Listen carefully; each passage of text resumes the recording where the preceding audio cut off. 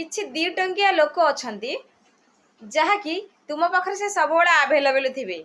जेते दिन पर्यंत तुम पाखरु किछि स्वार्थ पाउथिबे सेतिक दिन पर्यंत तुम पाखरे आभेलेबल थिबे। तापरे जेते बेले तुम ठारू किछि भी काणी कौड़ुटीए कि कोनोसी स्वार्थ पाइबेनी सेई दिन तुम पाखरु से चली जिवे।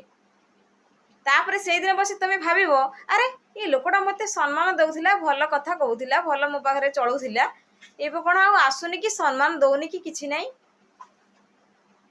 आपण एइथरो जानि परंतु जे लोक केवल स्वार्थ पाई निज पाखरे उपस्थित हुअन्ति। जेतबेले स्वार्थ सरी जीव सेते बेले मुह बुले दी चली जाती। सेथिपाई निजको एमिति बनांतु कौनसी लोकर आवश्यकता पड़िबनी केवल भगवान को छड़ा। सेई सांग को आपण मद देले गाड़ी रे नहीं बुलेइले सब सुविधा असुविधा ताको साहाय्य कले जेते बेले तार काम सरी गला से आपण को अधा बाटे छाड़ी दे चली गला। थरुटिए भाबिलानी आपणकर पूर्वर से भल पाइबा को। एई होची मनुष्यर प्रकृति।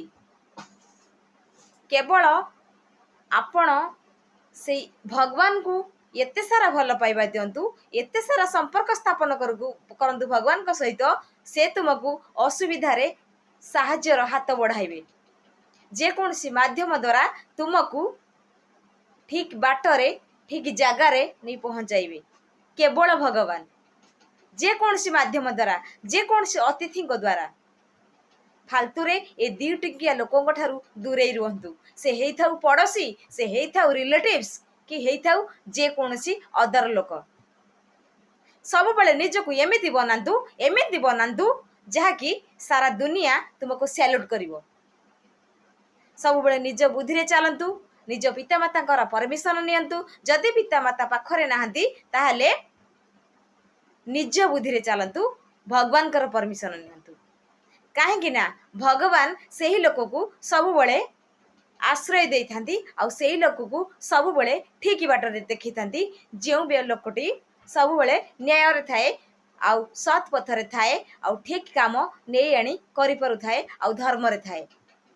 भगवान केबे भी ताकू निराश करंतनी। प्रतिटी मुहूर्त रे देवदूत भलिया सामना रे आसी जे कोनसी माध्यम द्वारा छिड़ा होई जांती।